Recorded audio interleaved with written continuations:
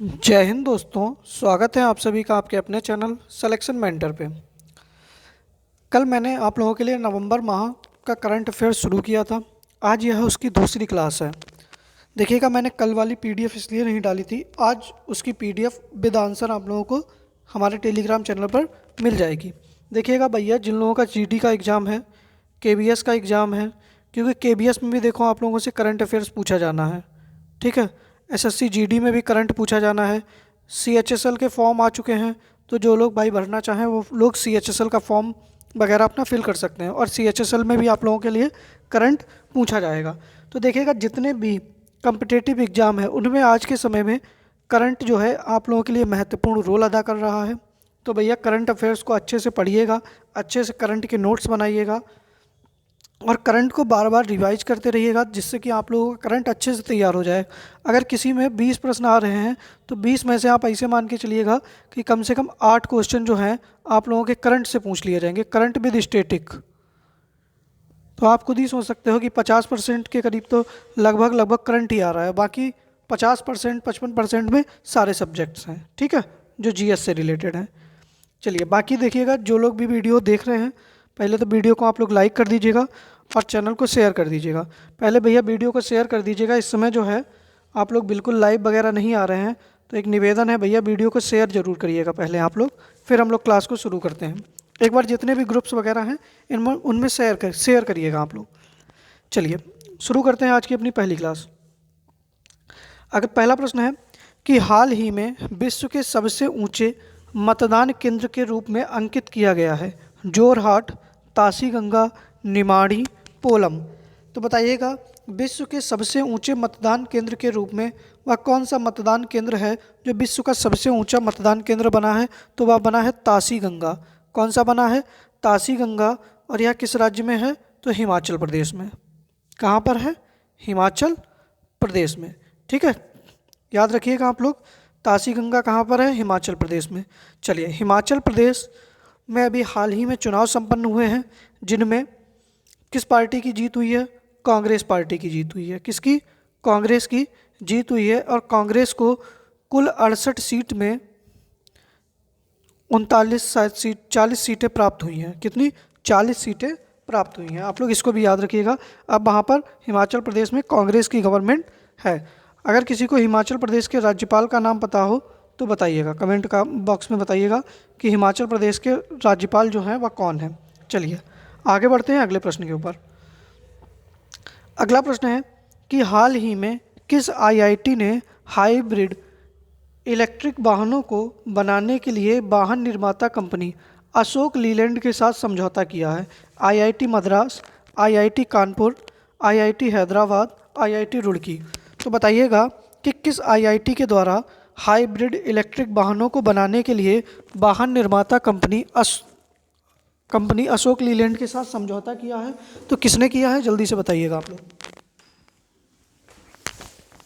तो सही आंसर आप लोगों का हो जाएगा आईआईटी मद्रास ने। किसने किया है?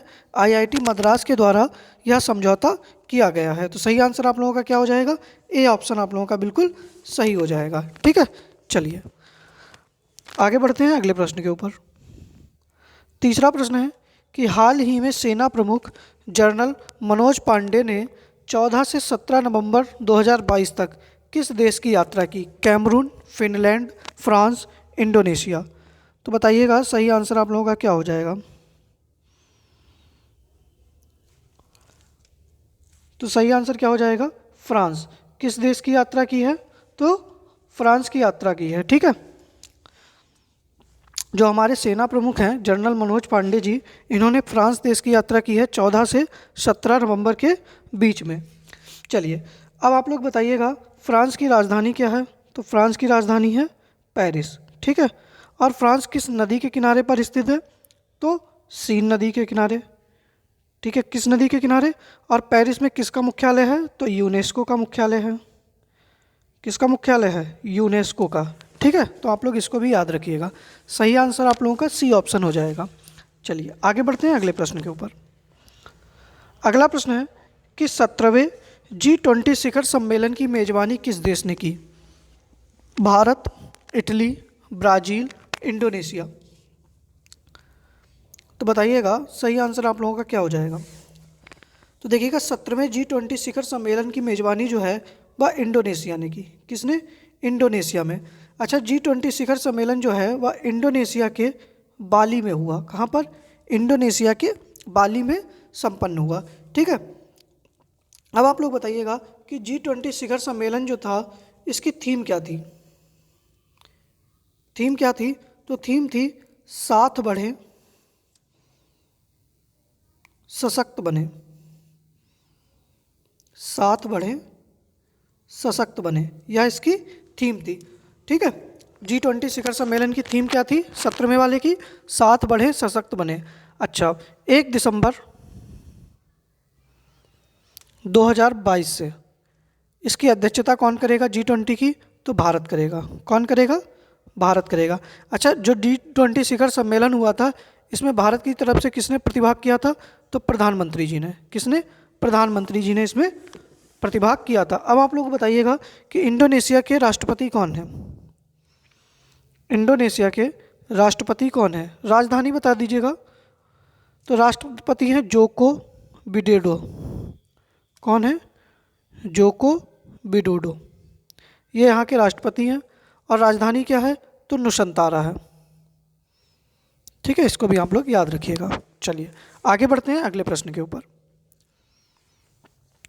देखिएगा अगला प्रश्न है कि 41वें भारत अंतर्राष्ट्रीय व्यापार मेले का आयोजन कहाँ किया गया? मुंबई, आगरा, दिल्ली, लखनऊ। देखिएगा जहाँ पर आप लोगों को डिटेल बताने वाली है मैं वहाँ पर आप लोगों को डिटेल बताते हुए चल रहा हूँ, और जहाँ पर नॉर्मल क्वेश्चन है मैं वहाँ पर आगे बढ़ जा रहा हूँ। ठीक है, तो चलिए बताइएगा कि 41वें अंतर्राष्ट्रीय व्यापार मेले का आयोजन कहाँ किया गया है? तो सही आंसर आप लोगों का क्या हो जाएगा? दिल्ली में। कहाँ पर किया गया है? तो दिल्ली के अंदर जो है 41वें भारत अंतर्राष्ट्रीय व्यापार मेले का आयोजन किया गया है। ठीक है, अभी हुनर हाट 41वें हुनर हाट का आयोजन कहाँ किया गया? तो आगरा में। और 40वें हुनर हाट का आयोजन कहाँ किया गया था? तो मुंबई के अंदर। ठीक है, चलिए आगे बढ़ते हैं अगले प्रश्न के ऊपर।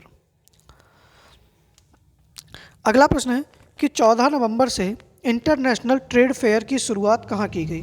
बताइएगा। दिल्ली, इंदौर, गांधीनगर, शिमला। तो देखिएगा 14 नवंबर से इंटरनेशनल ट्रेड फेयर की शुरुआत जो है वह दिल्ली के प्रगति मैदान में की गई। दिल्ली के प्रगति मैदान में। ठीक है, तो सही आंसर क्या हो जाएगा? ए ऑप्शन आप लोगों का बिल्कुल सही हो जाएगा। ठीक है, और 14 नवंबर से यह मेला कब तक चलेगा? 27 नवंबर तक। कब तक चला? 14 नवंबर से 27 नवंबर तक। अब देखिएगा इससे और क्या प्रश्न बन सकते हैं। देखिएगा सबसे पहले तो इसमें फोकस राज्य कौन से रहे? कौन सा राज्य जो है इंटरनेशनल ट्रेड फेयर में क्या रहा है? फोकस राज्य। ठीक है, तो एक तो रहा है यूपी और दूसरा रहा है केरल। अब देखिएगा ये दो राज्य जो हैं इसमें फोकस रहे हैं। इसकी थीम क्या थी? इंटरनेशनल ट्रेड फेयर जो था इसकी थीम क्या थी? देखिएगा सारे प्रश्न आप लोग लिख लीजिएगा, याद कर लीजिएगा, फिर मत कहिएगा कि आप लोगों को ये नहीं पढ़ाया। देखो हर चीज़ लिखकर नहीं बताई जा सकती, जो चीज़ जो है कुछ चीज़ें बोलकर भी आप लोगों को समझाई जा सकती हैं। थीम क्या थी? Vocal for local, vocal for local, local to global. Vocal for local, local to global, यह इसकी थीम थी। आप लोग इसको भी याद रखिएगा। ठीक है, सबसे इंपॉर्टेंट है आप लोगों के लिए फोकस राज्य। क्या आपसे प्रश्न बनेगा कि इंटरनेशनल ट्रेड फेयर जिसका आयोजन दिल्ली के प्रगति मैदान में हुआ इसमें फोकस राज्य कौन सा था? तो उत्तर प्रदेश और केरल था। ठीक है, चलिए आगे बढ़ते हैं अगले प्रश्न के ऊपर। अगला प्रश्न है कि स्लोवेनिया देश की पहली महिला राष्ट्रपति के रूप में किसे चुना गया? Georgia Jones, Natasha Pirc Musar, Iliana Starr, Nancy Pelosi. तो बताइएगा सही आंसर आप लोगों का क्या हो जाएगा? स्लोवेनिया देश की पहली महिला राष्ट्रपति के रूप में किसे चुना गया है? तो सही आंसर हो जाएगा आप लोगों का कौन? नताशा पिर्क मुशर। किसको चुना गया? नताशा पिर्क मुशर को चुना गया है। अब आप लोग कोई बता दीजिएगा यहाँ की राजधानी का नाम बता दीजिएगा। ठीक है, स्लोवेनिया जो देश है इसकी राजधानी का नाम अगर किसी को पता हो तो एक बार ज़रूर कमेंट करिएगा। तो कम जो है लिख लीजिएगा लुजवाना। ठीक है, क्या है? लुजवाना जो है यहाँ की राजधानी है। ठीक है, 7वें प्रश्न का बी आंसर सही हो जाएगा। आगे बढ़ते हैं अगले प्रश्न के ऊपर। अगला प्रश्न है कि 15 नवंबर 2022 को किस राज्य ने अपना 22वां स्थापना दिवस मनाया? बताइएगा। छत्तीसगढ़, उत्तराखंड, झारखंड, सिक्किम। देखिएगा, 15 नवंबर 2000 को जो झारखंड था वह बिहार से अलग होकर एक नया राज्य बना था। ठीक है, तो सही आंसर आप लोगों का क्या हो जाएगा? झारखंड हो जाएगा। क्या हो जाएगा? झारखंड हो जाएगा। और याद रखिएगा, 15 नवंबर को हम लोग कौन सा मनाते हैं दिवस? तो जनजातीय गौरव दिवस मनाते हैं। क्या मनाते हैं? जनजातीय गौरव दिवस मनाते हैं। और जनजातीय गौरव दिवस क्यों मनाते हैं? भगवान बिरसा मुंडा की स्मृति में। हालांकि ये भगवान नहीं थे, इनको भगवान की उपाधि दे रखी है, मतलब इनको भगवान की तरह पूजा जाता है झारखंड में। ठीक है, चलिए ध्यान रखिएगा इन सब चीज़ों को। आगे बढ़ते हैं अगले प्रश्न के ऊपर। अगला प्रश्न है कि राष्ट्रीय प्रेस दिवस किस दिन मनाया जाता है? 11 नवंबर, 16 नवंबर, 18 नवंबर, 23 नवंबर। तो बताइएगा कि राष्ट्रीय प्रेस दिवस जो है वह किस दिन मनाया जाता है? सही आंसर आप लोगों का क्या होना चाहिए? देखिएगा, 11 नवंबर को क्या मनाया जाता है? शिक्षा दिवस मनाया जाता है।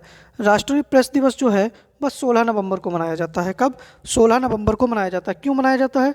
क्योंकि 16 नवंबर 1966 को क्या हुआ था? भारतीय प्रेस परिषद का गठन हुआ था। भारतीय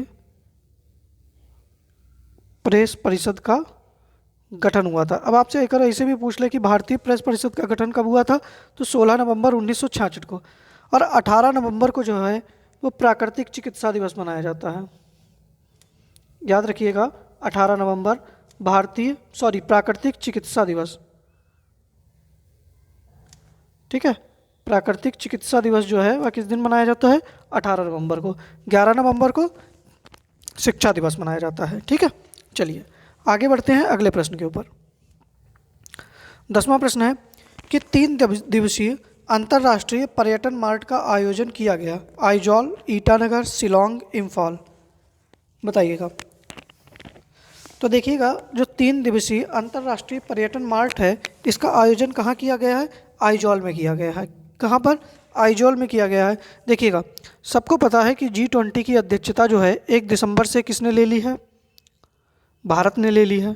ठीक है, तो इस वजह से अब जगह जगह अलग अलग राज्यों में हर तरीके से पर्यटन के या व्यापार के कैसे संभावनाएं विकसित की जाएं, तो इसके लिए जो है चीज़ें विकसित हो रही है। क्योंकि G20 में जब भारत में सम्मेलन हुआ के, तो G20 का जब 2023 में भारत में सम्मेलन हो तो अधिक से अधिक जो है वो निवेश और हमारी छवि जो है अच्छी बन पाए। ठीक है, तो इसका आयोजन कहाँ पर किया गया? अभी आइजॉल में किया गया।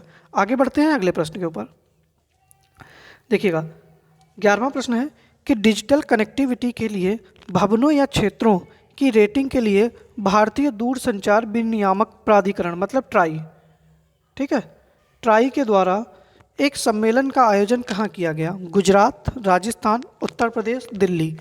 तो बताइएगा कि ट्राई के द्वारा डिजिटल कनेक्टिविटी के लिए भवनों या क्षेत्रों की रेटिंग के लिए इसका सम्मेलन जो है इसका आयोजन कहाँ पर किया गया?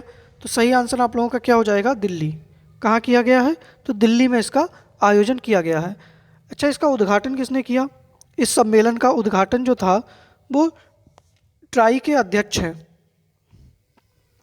बताइएगा, ट्राई के जो वर्तमान अध्यक्ष हैं इन्होंने इसका उद्घाटन किया, जिनका नाम है डॉक्टर, बताइएगा पूरा नाम किसी को पता हो?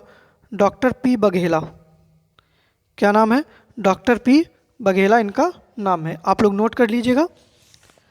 ठीक है, सही आंसर क्या हो जाएगा? डी ऑप्शन सही हो जाएगा। चलिए आगे बढ़ते हैं अगले प्रश्न के ऊपर। 12वां प्रश्न है कि वर्ष 2022 के लिए मेजर ध्यानचंद खेल रत्न पुरस्कार किसे प्रदान किया जाएगा? अंशता सरल कमल, लवलीना बोरगोहेन, मनप्रीत सिंह, रवि दहिया। तो बताइएगा कि मेजर ध्यानचंद खेल रत्न पुरस्कार की अभी घोषणा हुई है, तो यह किसको प्रदान किया जाएगा वर्ष 2022 के लिए? तो भैया किसको दिया जाएगा? अंशता शरद कमल जो है यह कौन सा गेम खेलते हैं? तो टेबल टेनिस। कौन सा? टेबल टेनिस खिलाड़ी हैं। इनको इस बार जो है मेजर ध्यानचंद खेल रत्न पुरस्कार दिया जाएगा, याद रखिएगा आप लोग। अच्छा, इसके बाद में अर्जुन पुरस्कार जो है इस बार कितने खिलाड़ियों को दिया जा रहा है? तो अर्जुन पुरस्कार 25 खिलाड़ियों को। कितने खिलाड़ियों को? 25 खिलाड़ियों को अर्जुन पुरस्कार। द्रोणाचार्य अवार्ड जो है, ठीक है, या किसको दिया जाता है? कोच लोगों को दिया जाता है, या 4 कोच जो हैं इनको द्रोणाचार्य पुरस्कार दिया जाएगा। और life time achievement award, life time achievement, ठीक है, यह भी जो है 3 खिलाड़ियों को दिया जाएगा। ठीक है, इनको आप लोग याद रखिएगा। अर्जुन पुरस्कार 25 खिलाड़ियों को, द्रोणाचार्य पुरस्कार 4 खिलाड़ियों 4 कोच को, और लाइफ टाइम अचीवमेंट यह भी 3 कोच जो हैं इनको प्रदान किया जाएगा। ठीक है, चलिए आगे बढ़ते हैं अगले प्रश्न के ऊपर। अगला प्रश्न है कि निम्न में से किसे खेल में योगदान के लिए वर्ष 2022 के लिए लाइफ टाइम अचीवमेंट अवार्ड के लिए नहीं चुना गया? चलिए, मैंने अभी आप लोगों को थोड़ी देर पहले ही पिछले प्रश्न में बताया कि लाइफ टाइम अचीवमेंट अवार्ड जो है वह 3 लोगों को दिया गया। 4 ऑप्शन है तो इसका मतलब 3 लोगों को दिया गया होगा, 1 लोग नहीं दिए गए हैं। तो देखिएगा, तब तक आप लोग आंसर बताइएगा, मैं तब तक इनके गेम बता देता हूँ कि कौन सा गेम खेलते हैं। तो दिनेश जवाहर जो हैं वह क्रिकेट के हैं, विमल प्रफुल्ल घोष जो हैं वह फुटबॉल के हैं, राज सिंह हैं कुश्ती के हैं, और जीवनजीत सिंह तेजा जो हैं यह तीरंदाजी से संबंधित हैं। किससे हैं? तीरंदाजी के कोच हैं। ठीक है, तो देखिएगा किसको नहीं चुना गया है? जीवन ज्योत सिंह तेजा को नहीं चुना गया है। डी ऑप्शन सही हो जाएगा। इनको क्या दिया गया है? द्रोणाचार्य पुरस्कार। क्या दिया गया है? द्रोणाचार्य पुरस्कार। ठीक है, क्या दिया गया है? द्रोणाचार्य पुरस्कार 2022 से। यही 3 लोग जो हैं इनको क्या दिया गया है? लाइफ टाइम अचीवमेंट अवार्ड दिया गया है। अब देखिएगा, द्रोणाचार्य पुरस्कार 4 खिलाड़ियों को दिया गया है। एक तो हैं जीवनजीत सिंह तेजा, दूसरे हैं मोहम्मद अली कमर। क्या नाम है? मोहम्मद अली कमर, एक इनको दिया गया है। एक हैं सुमा सिद्धार्थ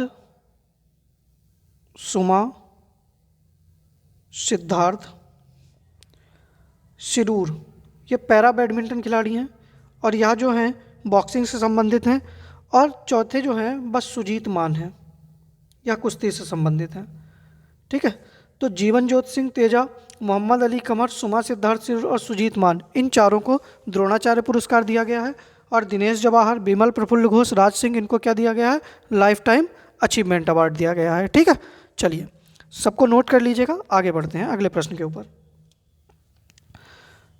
अगला प्रश्न है कि भारत के मुख्य चुनाव आयुक्त को किस देश के चुनाव आयोग द्वारा अंतर्राष्ट्रीय पर्यवेक्षक के रूप में आमंत्रित किया गया है?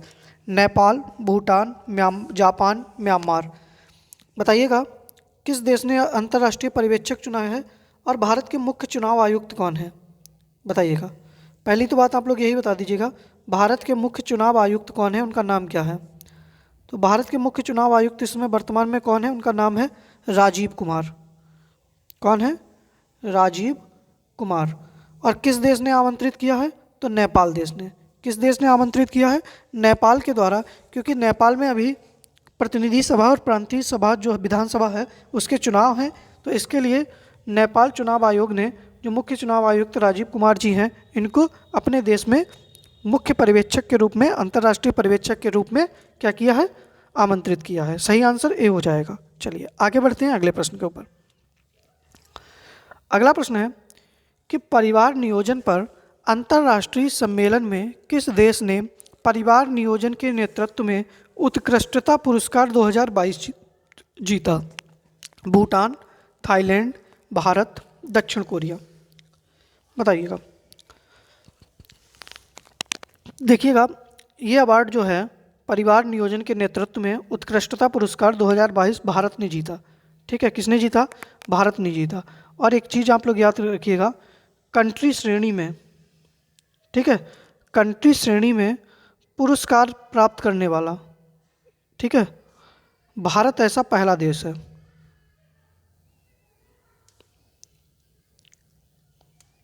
भारत पहला देश है। इसको भी आप लोग याद रखिएगा, ठीक है। क्योंकि पहला देश है इस वजह से ये इंपॉर्टेंट है। सही ऑप्शन क्या हो जाएगा आप लोगों का? सी ऑप्शन सही हो जाएगा, ठीक है। चलिए अगला प्रश्न है कि हाल ही में भारतीय ओलंपिक संघ के एथलीट आयोग ने सर्वसम्मति से किसे अध्यक्ष चुना? अंचिता सरल कमल, हिमा दास, प्रिया PR श्रीजेश या MC मैरी कॉम? तो बताइएगा सही आंसर आप लोगों के लिए क्या हो जाएगा। तो देखिएगा जो भारतीय ओलंपिक संघ की एथलीट आयोग ने अध्यक्ष किसको चुना है?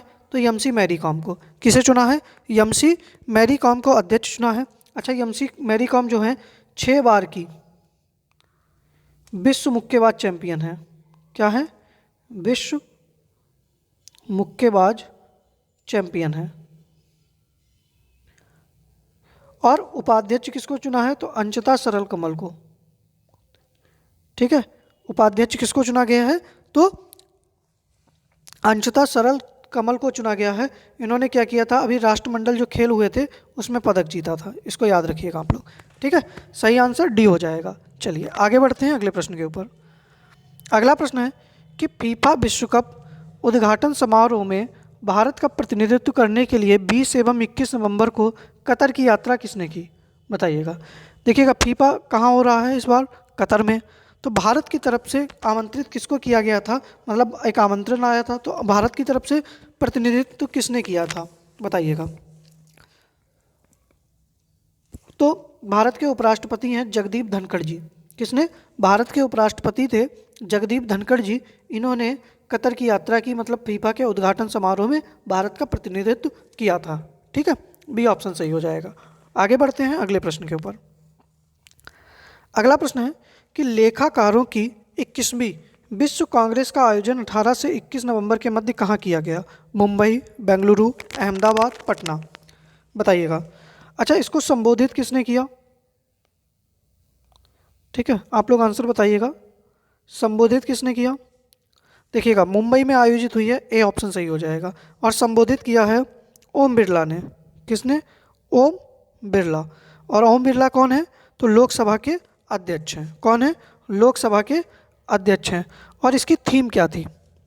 ठीक है, इसकी थीम थी बिल्डिंग ट्रस्ट। क्या थी? बिल्डिंग ट्रस्ट इन बलिंग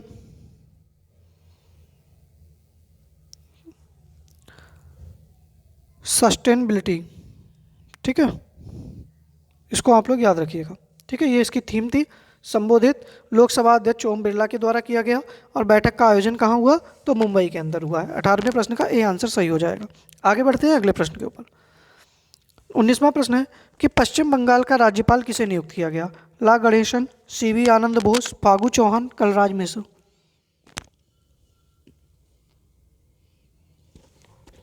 देखिएगा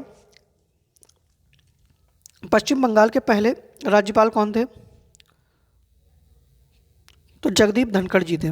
कौन थे? जगदीप धनखड़ थे। बाद में क्या हुए? वह राष्ट्रपति बन गए, पद खाली हो गया। तो जो ला गणेशन जी थे, जो कि कहाँ के वर्तमान राज्यपाल हैं? मणिपुर के। कहाँ के हैं? मणिपुर के। इनको अतिरिक्त चार्ज दे दिया गया, लेकिन अब इनको मुक्त करके परमानेंट राज्यपाल जो है, मतलब परमानेंट तो होता ही नहीं है, मतलब अब जो है वर्तमान में राज्यपाल किसको नियुक्त किया गया है? तो CV आनंद बोस को किया गया है। किसको? डॉक्टर CV आनंद बोस जो हैं वो पश्चिम बंगाल के राज्यपाल बने हैं। इन्होंने किसका स्थान लिया है? तो ला गणेशन का स्थान लिया है, क्योंकि ला गणेशन के पास क्या था? अतिरिक्त प्रभार था, ठीक है। और वो कहाँ के थे? तो मणिपुर के हैं, ठीक है। चलिए आगे बढ़ते हैं अगले प्रश्न के ऊपर। 20वां प्रश्न है कि एशिया कप टेबल टेनिस प्रतियोगिता 2022 का आयोजन कहाँ किया गया? बताइएगा। थाईलैंड, दक्षिण कोरिया, मकाऊ, सिंगापुर? तो देखिएगा यह कहाँ पर हुआ? थाईलैंड में। थाईलैंड के बैंकॉक में। कहाँ पर? थाईलैंड के बैंकॉक में एशिया कप टेबल टेनिस प्रतियोगिता 2022 का आयोजन किया गया। अच्छा, एक चीज़ याद रखिएगा, इस प्रतियोगिता में जो भारतीय खिलाड़ी हैं मनिका बत्रा, क्या नाम है? मनिका बत्रा, इन्होंने कांस्य पदक जीता। क्या जीता? कांस्य पदक जीता। और जो भारतीय खिलाड़ी मनिका बत्रा हैं, इन्होंने कांस्य पदक जीता। और कांस्य पदक जीतने वाली, मतलब पदक जीतने वाली, आप ऐसे समझिएगा, पदक जीतने वाली कौन इसमें एशिया कप टेबल टेनिस प्रतियोगिता में पहली महिला खिलाड़ी बन गई? क्या बन गई? पहली महिला खिलाड़ी बनी है। इसको भी आप लोग याद रखिएगा। तो इस दृष्टि से प्रश्न जो है आप लोगों के लिए इम्पॉर्टेंट है, क्योंकि पहली बार कोई महिला जो है वह पदक जीतने वाली खिलाड़ी बनी है। तो इस दृष्टि से प्रश्न जो है आप लोगों के लिए महत्वपूर्ण है। तो प्रतियोगिता का आयोजन जो था वो थाईलैंड में हुआ। आगे बढ़ते हैं अगले प्रश्न के ऊपर। 21वां प्रश्न है कि 22 व 23 नवंबर 2022 को आसियान रक्षा मंत्री प्लस बैठक का आयोजन किया गया। Vietnam, Philippines, Cambodia, Thailand. बताइएगा सही आंसर आप लोगों का क्या हो जाएगा। तो देखिएगा, आसियान रक्षा मंत्री प्लस बैठक जो है इसका आयोजन किया गया कंबोडिया में। कहाँ पर? कंबोडिया में किया गया। और भारत की तरफ से कौन भाग लेगा इसमें? तो भारत के रक्षा मंत्री हैं कौन? राजनाथ सिंह। कौन प्रतिभाग करेंगे? राजनाथ सिंह ने प्रतिभाग किया। इसको भी आप लोग याद रखिएगा। आगे बढ़ते हैं अगले प्रश्न के ऊपर। यह प्रश्न बहुत इंपॉर्टेंट है आप लोगों के लिए कि 21 नवंबर 2022 को आर्टिफिशियल इंटेलिजेंस पर ग्लोबल पार्टनरशिप शिखर सम्मेलन बैठक का आयोजन कहाँ किया गया? जापान, फ्रांस, भारत, चीन। तो देखिएगा, इसको समझिएगा आप लोग। देखिएगा, जो आर्टिफिशियल इंटेलिजेंस पर ग्लोबल पार्टनरशिप शिखर सम्मेलन 2022 का अध्यक्ष कौन था? तो देखिएगा, इसका अध्यक्ष जो था वो फ्रांस था। कौन था? फ्रांस था। लेकिन फ्रांस की अध्यक्षता में इसकी बैठक जो हुई है वह कहाँ हुई है? जापान में हुई है। जापान के टोक्यो में। याद रखिएगा आप लोग इन चीज़ों को। अध्यक्ष कौन था 2022 के लिए? फ्रांस था। लेकिन फ्रांस की अध्यक्षता में बैठक का आयोजन कहाँ हुआ है? जापान के टोक्यो में। और 2023 में इसका अध्यक्ष कौन बनेगा? तो 2023 में आर्टिफिशियल इंटेलिजेंस का अध्यक्ष बनेगा भारत। कौन बनेगा? भारत बनेगा, याद रखिएगा। और इसमें कुल कितने देश हैं आर्टिफिशियल? ठीक है, GPAI। ठीक है, इसमें कुल, क्योंकि ग्लोबल पार्टनरशिप आर्टिफिशियल इंटेलिजेंस, इसकी यही फुल फॉर्म हुई GPAI। इसमें कुल 25 सदस्य देश हैं। कितने हैं? 25 सदस्य देश हैं। और भारत इसका संस्थापक सदस्य देश है। भारत कैसा सदस्य देश है? संस्थापक सदस्य देश है। ठीक है, इसको आप लोग याद रखिएगा। बैठक कहाँ हुई? जापान में। 2022 का अध्यक्ष कौन था? फ्रांस। 23 में अध्यक्ष कौन होगा? भारत। सारी चीज़ें याद रखिएगा आप लोग। ठीक है, चलिए देखिएगा, एक बार आप लोग वीडियो को शेयर कर दीजिएगा। बाकी जो कल के प्रश्न हैं एक बार उनको रिवीजन कर लिया जाए 2 से 3 मिनट के अंदर। कल जो प्रश्न कराए थे उनका रिवीजन कर लिया जाए। तो सबसे पहले एक बार आप लोग जो है वह वीडियो को शेयर कर दीजिएगा। भैया वीडियो को शेयर और लाइक दोनों कर दीजिएगा। फिर हम लोग कल के प्रश्न शुरू करते हैं। चलिए शुरू करते हैं। पहला प्रश्न था कि 8वां ICC पुरुष T20 विश्व कप 2022 किसने जीता? तो सही आंसर क्या था? जल्दी से बताइएगा। इंग्लैंड ने जीता था। आयोजन कहाँ हुआ था? ऑस्ट्रेलिया के अंदर। किसको हराया था? पाकिस्तान को। ठीक है, मैंने बताया था प्लेयर ऑफ द मैच कौन रहा था? Sam Curran. और सर्वाधिक रन किसने बनाए थे? तो सर्वाधिक रन जो थे वो विराट कोहली ने बनाए थे। किसने? विराट कोहली के द्वारा। ठीक है, बाकी सही आंसर क्या हो जाएगा? ए ऑप्शन सही हो जाएगा। आगे बढ़ते हैं अगला प्रश्न के ऊपर। अगला प्रश्न था कि 24 वर्षों बाद कांग्रेस पार्टी का नया अध्यक्ष किसे चुना गया था? तो बताइएगा, 24 वर्ष बाद नया अध्यक्ष किसको चुना गया? मल्लिकार्जुन खड़गे जी को। किसको? मल्लिकार्जुन खड़गे जी को। और उन्होंने किसको हराया था? शशि थरूर को हराया था। किसको? शशि थरूर को हराया था। तीसरा प्रश्न था कि भारतीय वायुसेना की मारक क्षमता में और वृद्धि करने के लिए स्वदेश निर्मित हल्के लड़ाकू हेलीकॉप्टर को शामिल किया गया। बताइएगा, जो भारतीय वायुसेना में हल्का हेलीकॉप्टर शामिल किया गया उसका नाम क्या था? प्रचंड नाम था। क्या नाम था? प्रचंड नाम था इसका। ठीक है, और इसको किसने बनाया था? तो हिंदुस्तान एरोनॉटिक्स लिमिटेड के द्वारा। ठीक है, चलिए अगला प्रश्न था कि हाल ही में मच्छू नदी चर्चा में रही, यह किस राज्य में है? तो यह गुजरात राज्य में है। और क्यों चर्चा में रही थी? क्योंकि इसके ऊपर एक पुल था जिसको आप लोग जानते होंगे, मोरबी हादसा।